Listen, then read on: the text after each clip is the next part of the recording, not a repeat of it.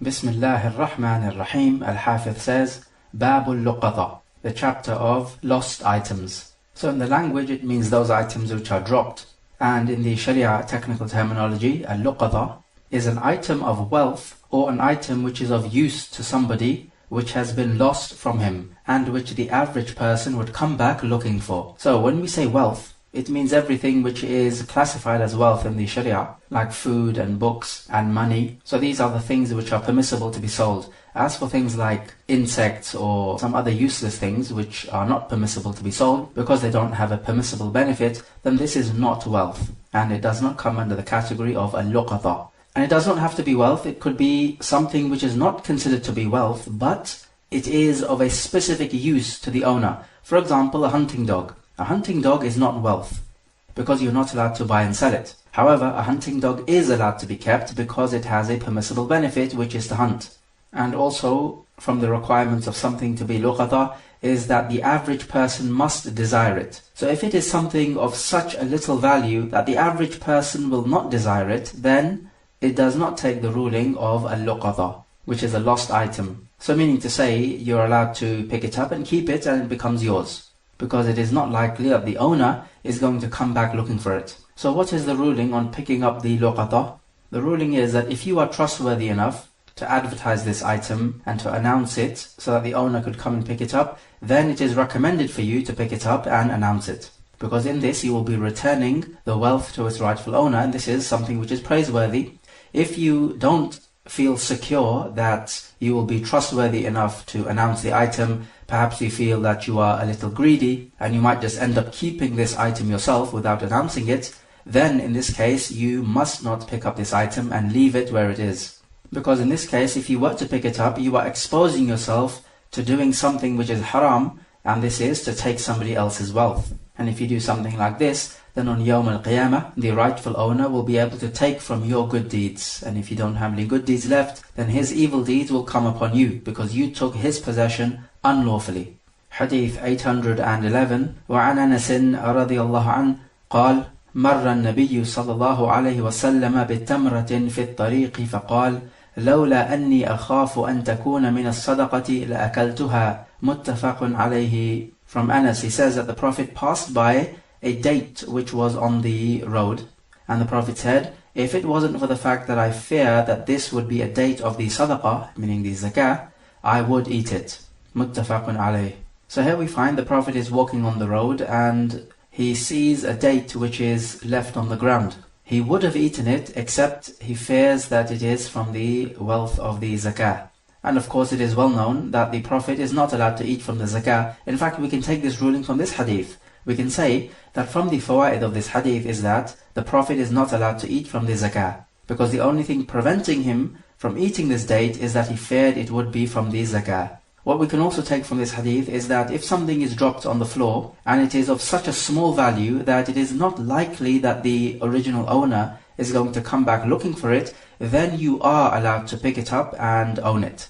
So for example, a date, as we find in this hadith, and there could be many other objects as well, maybe a little stick or perhaps a cheap toy or something along those lines. And what is cheap, what is not, normally is determined by the customs of the people you are living amongst. And we have already taken the hadith in the Kitab al-Zakah. The Prophet ﷺ said, إِنَّ الصَّدَقَةَ لَا تَنْبَغِي لِآلِ مُحَمَّدٍ إِنَّمَا هِيَ أَوْسَاخُ النَّاسِ. The sadaqah, meaning the zakah, is not fitting for the family of Muhammad. The zakah is only from the dirt of the people. So the Prophet and Banu Hashim, his family members, they are not allowed to take from the zakah. Note, however, that the Prophet is not even allowed to take from the optional charity, whereas the family of the Prophet, the Banu Hashim, they are allowed to take from optional charity. They are just not allowed to take from the zakah. And Ibn Taymiyyah says that if the family of the Prophet are not given from the ghanima, then they are allowed to take from the zakah, if they are entitled to it. Because the original rule is that the family of the Prophet, Banu Hashim, are not allowed to take from the zakah, but they do take from the war booty, because a fifth is to be left for Allah and the Messenger, and this fifth is further divided up into 5 parts. And one of those parts is the family of the Prophet. And this includes the Banu Hashim and Banu Muttalib. But in this hadith there is something which is unclear.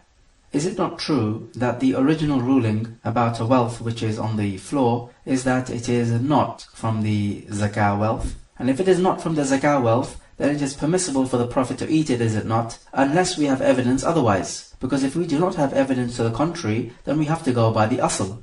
And the asl is that this is not from the date of the zakah. But still the Prophet did not eat it. He did not go along with the asl. And this clearly contradicts on the surface with another narration in which some companions of the Prophet came to the Prophet and they said that there are people who have recently converted to Islam, they slaughter the meat and we are not sure if they mention the name of Allah when they are slaughtering. And the Prophet simply replied, Sammu antum wa kulu. You mention the name of Allah, meaning say Bismillah, and eat it. So the Prophet gave this reply despite the fact that there was a real doubt as to whether those people mention the name of Allah when they are slaughtering the animal. Don't forget that they are newly converted to Islam. So there is every likelihood that they would not be used to mentioning the name of Allah when they slaughter. However, in this narration, the Prophet went by the asl. The asl is, if a Muslim sacrifices the meat, then it is halal and you're allowed to eat it. Unless you have real evidence to the contrary, and just a suspicion is not enough. So this is the idea. We go by the asl unless we have evidence otherwise. But in this narration, the complete opposite is happening. We are not going by the asl. The Prophet is going by what he suspects to be the case. So how do we reconcile between these two narrations because they are contradictory? To resolve this issue, we need to say this. The Prophet must have had some sort of surrounding indications which strongly suggested to him that this is the date of the zakah. Maybe this date was in a place near the place in which the dates of zakah are kept. So there is every likelihood that this date has fallen from the container as the person was taking it to the storage place where the dates of the zakah are stored. So maybe this date had fallen near that storage place. Or perhaps there was some other strong indication for the Prophet. And because of the Prophet's wara', he did not eat it. What does wara' mean? Wara' means when you leave off something you fear will harm you in the hereafter. This is al-wara'. So because of the wara' of the Prophet, due to the strong indication, he did not eat this date. And a very good hadith on the topic of al-wara' is the Prophet saying, Min husni islam al-mar'i tarkuhu ma la ya'ni. From the goodness of the Islam of a person is that he leaves off that which does not concern him. This hadith is an asl or a root hadith when it comes to the topic of az-zuhd and al-wara'.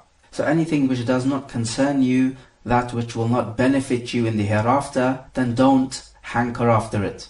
Otherwise, it is sufficient for us to know the original ruling. It is that we go by the asl, unless we have evidence otherwise. We can also take from this hadith that the Prophet would have eaten it, which means that if some food falls to the ground, then you should pick it up and eat it, and you should not leave it for the shaitan. And this is from the sunnah. If a food drops, you pick it up, you remove any dust or anything of that sort from the food, and you eat it. Because the food is from the rizq of Allah, and it is not fitting for a Muslim to waste the rizq of Allah, because this would be showing your ingratitude to Allah Jalla wa Ala and His ni'mah. And on the topic of al-wara', we find that al-wara' does not exist except if you have a genuine fear of something. Just like the Prophet here had a genuine fear based on certain indications that this is a date of the zakah. So wara' is when you have a genuine fear of something. As for wara' without genuine fear, then this is not actually wara'. It is simply the shaitan whispering into you, and it is wasawis. For example, shaitan whispering that maybe you've broken your wudu, so you need to redo it. And this often happens to people during their salah. So this is not wara' for them to redo the wudu. It is simply wasawis, because it is not based on a genuine fear. So merely thoughts coming to your mind that perhaps you've broken the wudu is not good enough. Rather, you have to be absolutely sure that you've broken the wudu. And the scholars say that if these doubts start to come to you all too often, then this is simply wasawis, whispers of the shaitan, so ignore them. So you need to notice the difference between al-wara' and simply wasawis of the shaitan. Hadith 812. وعن زيد بن خالد الجهني رضي الله عنه قال جاء رجل إلى النبي صلى الله عليه وسلم فسأله عن اللقطة فقال اعرف عفاصها ووكاءها ثم عرفها سنة فإن جاء صاحبها وإلا فشأنك بها. قال فضالة الغنم؟ قال هي لك أو لأخيك أو للذئب؟ قال فضالة الإبل قال ما لك ولها معها سقاؤها وحذاؤها ترد الماء وتأكل الشجرة حتى يلقاها ربها متفق عليه. From Zayd ibn Khalid al-Juhani, he says a man came to the Prophet and he asked the Prophet about the luqata, about the lost items which are dropped on the floor. The Prophet said, you need to know or make a note of its container and its tying string, and then you need to announce it for 1 year. So if its owner comes, then you give it to him. Otherwise, after a year, you take possession of it, and you can do with it as you want to. Then the man asked, what about the sheep which has been lost? And the Prophet replied, it is either for you, or for your brother, or for the wolf. Then the man asked, what about the camel which has been lost? And the Prophet replied, what have you got to do with it? This camel has its belly to drink the water in, it has its feet to walk around, it goes to the water, it eats from the tree, until its owner takes him. Muttafaqun alayh. We find from this hadith and the previous hadith that when it comes to items which are dropped on the floor, then we can divide them up into 3 types. The first type, as mentioned in the previous hadith, are those items which do not have too much value, and it is not very likely that the owner will come back looking for it. Like a date, as mentioned in the previous hadith. So with this type of item, you're allowed to pick it up and keep it. So it could be nowadays, let's say, a cheap pen, or maybe £1, or a low amount of money in whichever country you're living in. So this is the case as long as you don't know who the owner is. If you do know who the owner is, then it does not matter how little the value of this item is, you must return it to the owner, if you know who the owner is. The second type of lost item is that type of item which the average person would want to return for. And when we say average person, we mean the average person in terms of financial status. So not too rich and not too poor. So if this item is of this sort, so it does have some value, then you have to announce it if you're going to pick it up. And the third type of lost item is the animal. So with respect to the second type of item, which is the one where the average person will come back looking for it, then it is obligatory upon you, if you're going to pick it up, to announce it for 1 year. And when we say 1 year, we mean 1 lunar year. And every time in the Sharia, when we talk about years and months, we are talking about the lunar calendar, never the solar calendar. So the question now is, how do you announce it? You would announce it in the places where people gather together. So it could be in the markets, or it could be in the place where you found this item, because it is likely that the owner will come back to this very same place looking for the item. Or you could announce it by putting a poster outside the masjid. You don't announce it inside the masjid, but there's nothing wrong with putting a little leaflet or a poster outside the masjid, because definitely the masjid is a place in which Muslims gather. If the lost item is something of importance, then in some countries they have newspaper sections which announce lost property. Some scholars say that in the first week you announce it every day, then thereafter you announce it every week, then after the first month you announce it monthly. But there's no evidence for this. We say that however the customs dictate is how you announce it. If after 1 year the owner does not come and claim his item, then we say you're allowed to do with this item as you want to. As the Prophet said, فَشَأْنُكَ بِهَا, then the matter is up to you. So in a case like this, you are allowed to use this item or do what you want. If after the year the owner comes, then you would have to return this item to him, or at least its replacement if you've used it up. And if it does not have a replacement, so it does not have a similar item, then the value of that item. It might be that the item you've picked up needs to be used up immediately. For example, it is a watermelon. In this case, you're allowed to consume it or sell it, and if the owner comes, you would have to give back a similar item to the owner. If there is no similar item, you'll give back the price. Why did the Prophet order this man to make note of the container and the tying string? The answer is clear enough. When the owner comes and claims his item, then he needs to be able to describe this item properly to you. So he needs to be able to describe the container, the tying string. So if his description matches, then you give the item to him. Because of course the owner would know what the item looks like. Is it necessary for the person claiming that this item belongs to him to mention to you the time and the place when he lost the item? The answer is no, because these things could differ. It could be that you picked it up at 1 o'clock and he lost it at 10 o'clock. Or it could be that you picked it up in place A and the owner found out that he lost it in place B. So in place B, he found that the item is no longer with him. So maybe this person may say that I lost it at place B, whereas in reality he lost it at place A, but he did not realize it at that time. So the important thing is he should be able to describe the actual item itself. As for the third category of the lost items, which are the animals, then we say if this animal is large enough or strong enough to defend itself from the predators, then you're not allowed to take it, as is the case with the camel. But if it is not strong enough or large enough to defend itself from the predators, like wolves, then you are allowed to take it, such as the sheep, which is mentioned in the hadith. If you left it alone and you did not pick the sheep up, and a wolf came and ate the sheep, are you responsible? The answer is no. Nobody is responsible. If you were to pick up this sheep, there is no doubt you would have to spend on this sheep to keep it alive. You have to buy for its food and drink, and other expenditure. So this is the expenditure which you take out of your pocket, and if the owner comes and he wants to take the sheep back, then he will have to pay you for the expenditure. Because during this time in which the sheep was in your possession, the sheep belongs to the original owner, it does not belong to you. So any benefits and losses must be borne by the owner. So if the sheep was to give birth to children, then these children would belong to the original owner, not to you. So the benefits of the sheep will go to the original owner. Likewise, we say any losses must also be borne by the owner. So any expenditure must be borne by the original owner and not by you. If you feel it is better for you to sacrifice the sheep and eat from its meat, then you are allowed to do this. But when the owner comes, you will have to give the owner a similar sheep, or at least the price of the sheep. The Zahiriyya say no, if you were to sacrifice this sheep, you don't have to give the owner anything, because the Prophet is saying here that this sheep belongs to you. So if it belongs to you, it is your sheep. So if you were to sacrifice it and eat its meat, you don't owe anyone anything. It's your sheep, literally. You own it. And there is no doubt they are doing what they do best, which is to go by what is Zahir, without looking at the underlying meaning.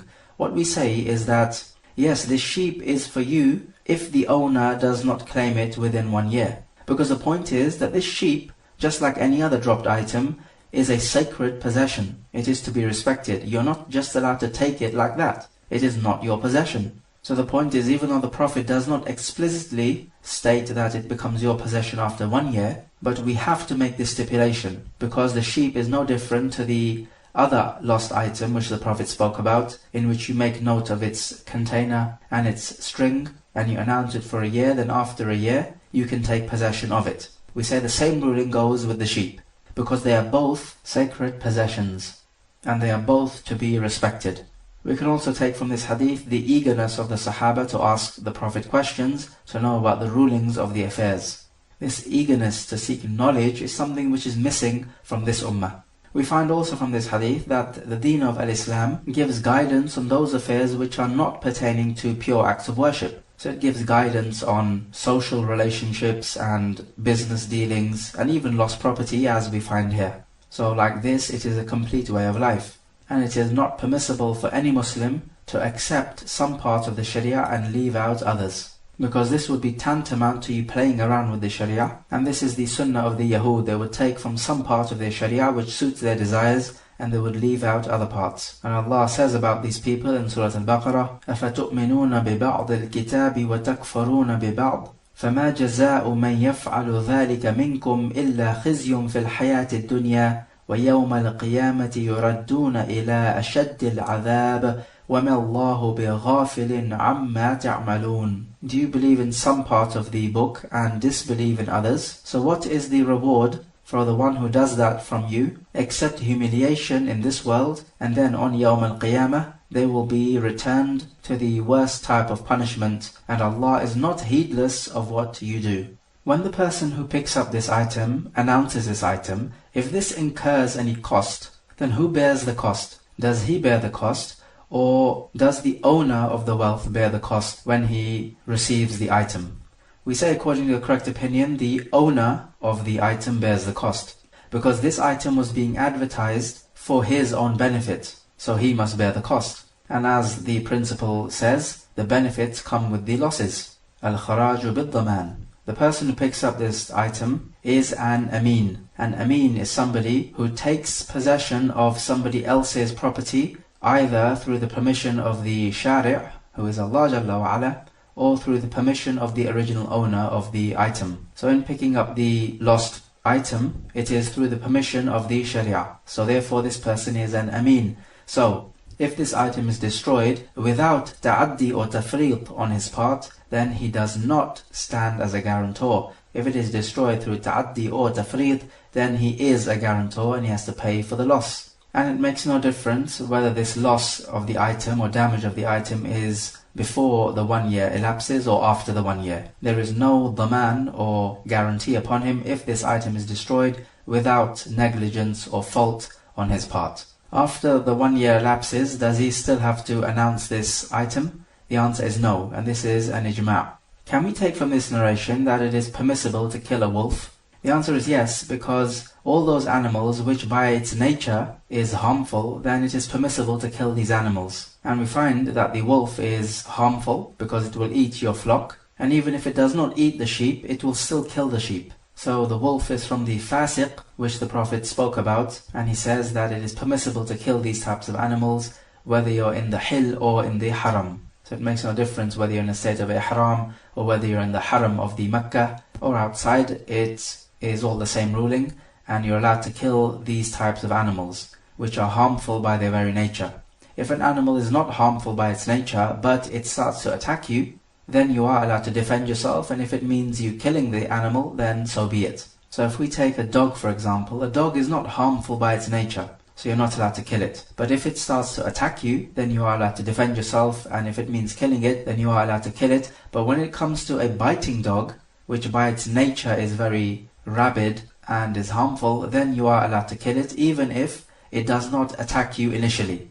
So when it comes to those animals which are harmful by their nature, then you are allowed to take preemptive action, but not for those animals which are not harmful by their nature. Note here that if you were to pick up a camel, which is on its own, then you are of course not allowed to do this. If you were to pick it up and this camel was to die or suffer an injury, then it makes no difference whether you were guilty of ta'addi or tafriq or not, you are a guarantor. Why is this? Because in the very first place it was haram for you to pick up this camel, and because you did so, you would be like the one who usurped this camel. So any loss in this camel, whether it be by natural means or through your own fault, will have to be borne by you, any loss whatsoever, because then you take the ruling of somebody who usurped someone else's camel. And the same thing goes with all those animals which you are not allowed to pick up, like a gazelle. A gazelle can run away from the predators, so you're not allowed to pick this type of animal up. Likewise with a zebra. But when it comes to a donkey, that you are allowed to pick up and keep with you if you are able to secure it, because a donkey is not able to defend itself from the predator. If you take a sheep, then if this sheep gives birth to children, then before the 1 year elapses, these children of the sheep, the offspring, will go to the original owner. If the sheep gives birth after the 1 year elapses, then the children belong to you, and you don't have to return it to the original owner. And also, after the year elapses and you are still spending on the sheep, then this expenditure is from your own pocket. Remember we said that before the year elapses and you spend on the sheep to keep it alive, and the owner comes and collects it, then the owner will have to pay you for the expenditure which you took out. But after the year elapses, the original owner does not owe you anything, and that expenditure on the sheep is from your own pocket personally. Because remember, the sheep now, you are allowed to do with it as you want to, because the Prophet gave you permission. And this is because if the children or the offspring of the sheep after 1 year belong to the one who found the sheep, then the expenditure on the sheep should also be against the one who found the sheep. Remember, the benefits come along with the losses. Al-kharaju bid-daman. Hadith 813. وعن زيد بن خالد الجهني رضي الله عنه قال قال رسول الله صلى الله عليه وسلم من آوى ضالة فهو ضال ما لم يعرفها. رواه Muslim. From Zayd ibn Khalid al-Juhani, the Prophet said, whoever takes and keeps possession of an animal which is without an owner, then this person himself is misguided, as long as he does not announce the animal. We have said that when it comes to the animals without the owner, then they are divided up into categories. Number 1 is an animal which is not at risk of being killed by a predator, such as a camel or a cow because of its large size, or such as a gazelle because it can run away, or a zebra.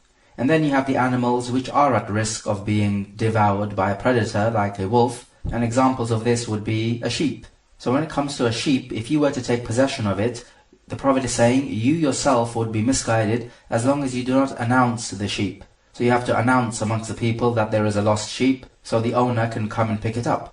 As for a camel, or an animal which can defend itself, then you must leave it alone. So if he takes, for example, a camel, then he comes under the ruling of usurping somebody else's wealth. And why is this important? It's important because if the camel now is injured or dies, then the person who picked this camel up has to stand as a guarantor, even if he was not responsible for the death of the camel or for the injury of the camel.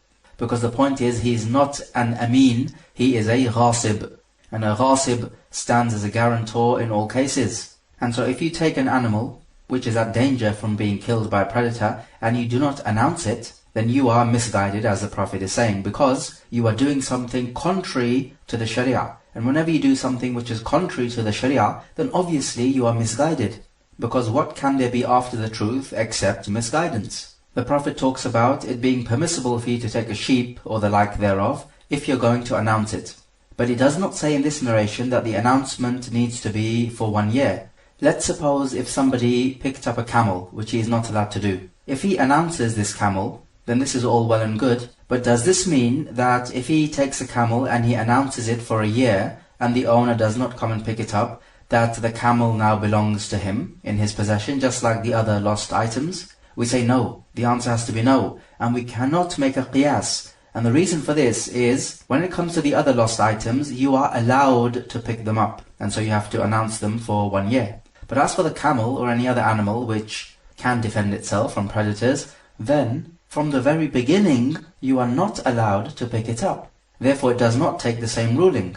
So if you're going to announce it, you have to announce it forever on. So this camel can never come into your possession. And the difference of the ruling is when we understand the difference on the ruling on picking up these items. The first one is permissible to be picked up, the second one is impermissible to be picked up. And so therefore the ruling on the length of announcement is also different. So this is a crucial point to note. But if you pick up something which is allowed to be picked up, then the announcement is for 1 year, and then after that it comes in your possession, as mentioned before.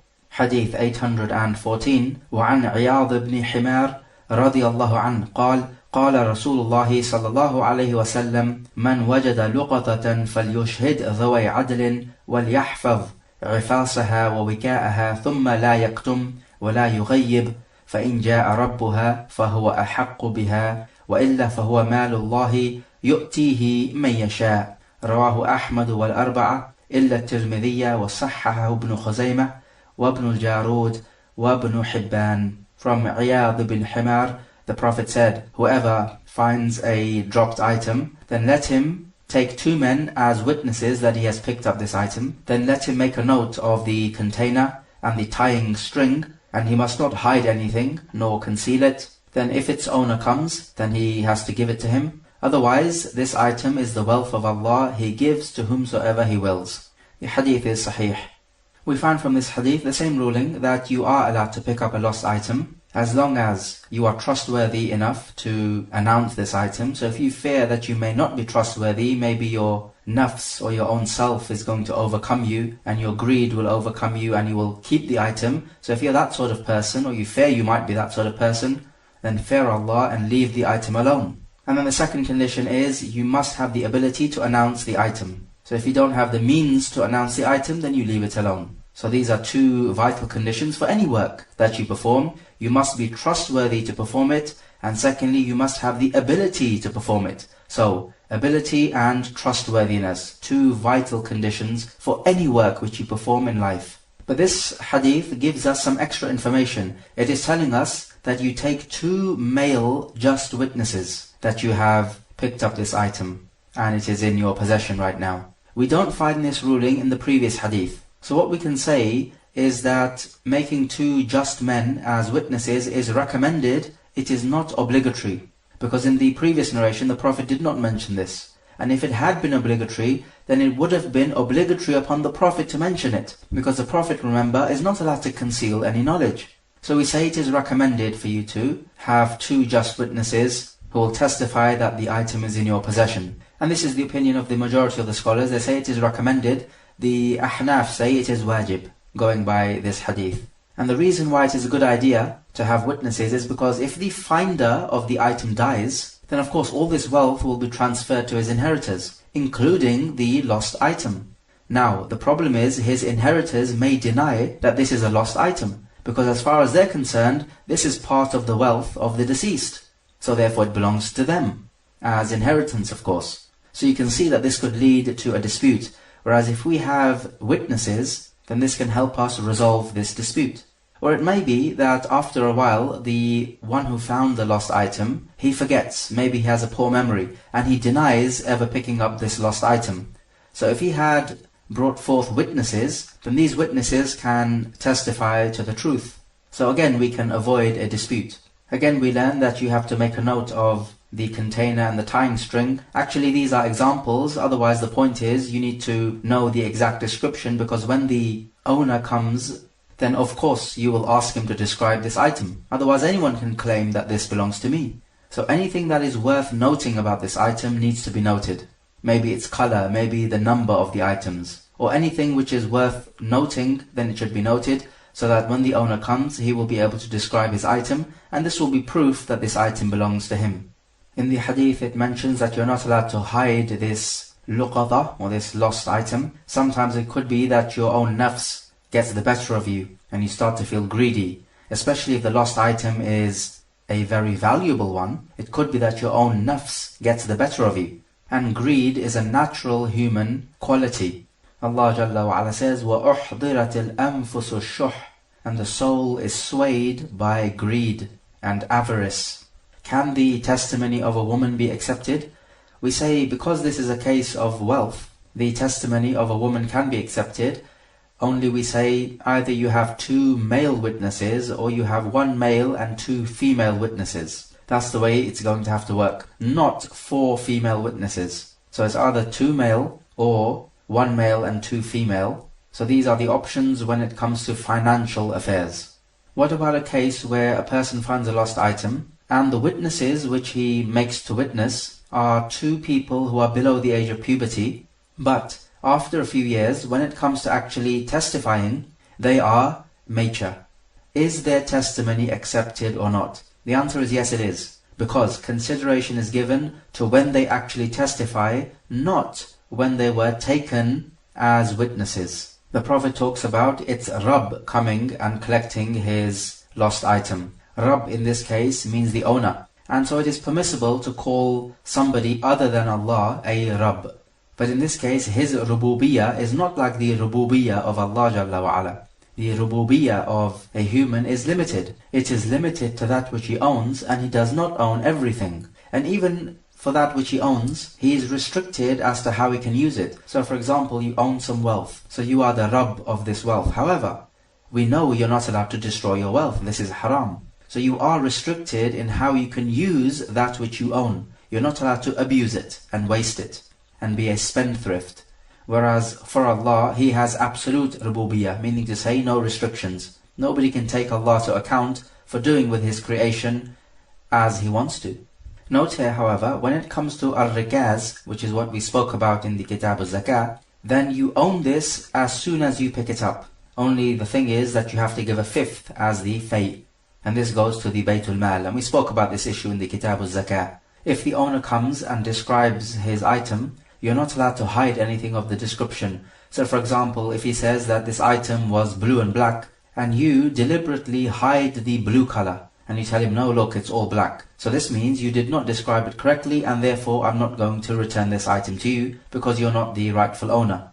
Of course, in this case, you would be tricking him if you did this. And so the Prophet is saying, you're not allowed to hide anything or conceal anything, because of course this would be treachery, and Allah commands that you render back the trust to those to whom it is due. If the year elapses, and this is the wealth of Allah, He gives to whomsoever He wills, which means to say that this now belongs to you, and you can do with this as and what you want to, as if it was your own property. If after the year the owner comes to you, then you do have to return the item, or at least its alternative, if the item is no longer available. It may be that the owner did not come within the year because he physically could not make it, or due to some valid reason. So if he comes after the elapsing of a year, then he does have right to take it from you, because it is ultimately his possession, and nobody is allowed to take his possession except through his goodwill.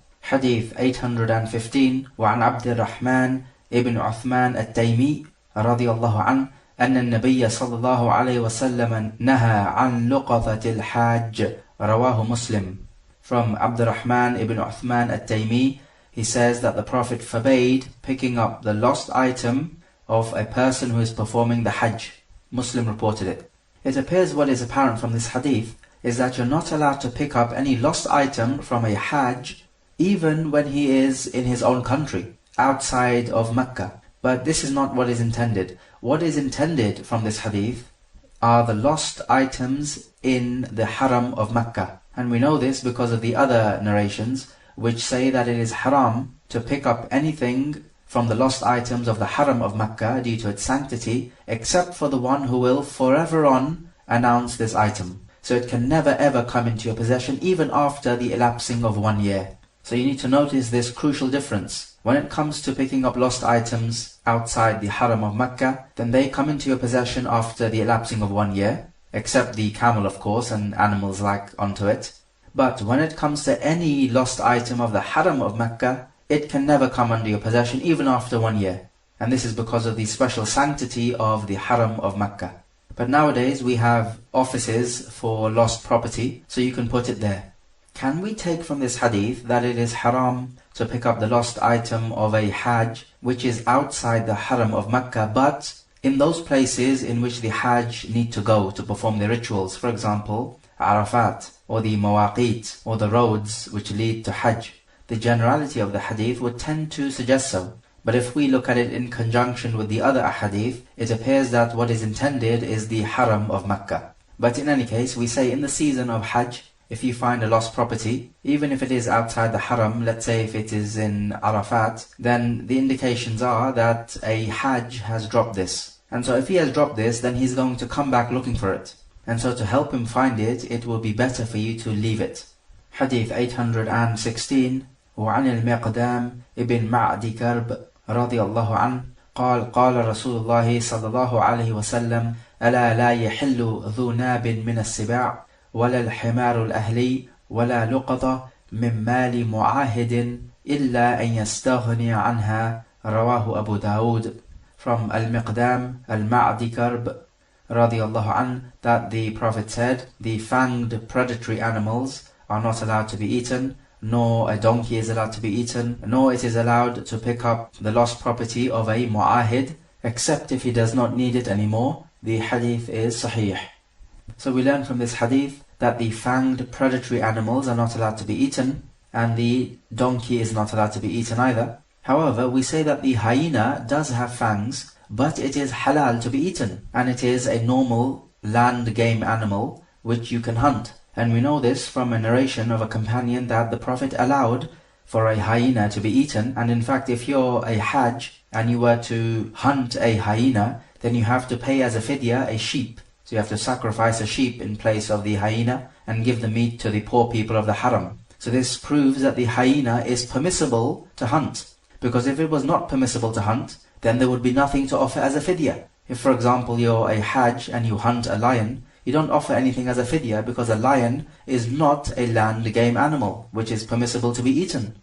A hyena on the other hand is. So what's the difference then? Hyena certainly has fangs and it can kill other animals. But we say that the hyena does not have this predatory nature which other predators do. Hyenas are normally scavengers and they don't have the same predatory nature as a wolf. So a wolf, for example, will come to your flock of sheep and it will kill every single sheep. Even though it does not need to eat every single sheep, it may just eat one, but it will kill all of them. Whereas a hyena only eats when it wants to, and it normally scavenges. It does not have the same predatory nature. But the shahid from this hadith is that you are not allowed to pick up the lost item of a mu'ahid. This is a person who is from a country of the kuffar which has a peace treaty with the Muslims. So his life and wealth is to be honored. And this is a proof that his life and wealth is to be honored, because if his wealth was halal for the taking, then his lost item would definitely be halal to pick up and own. But the Prophet here is forbidding this. But if he does not need this item, then you are allowed to keep it. How do you know this wealth is from a mu'ahid?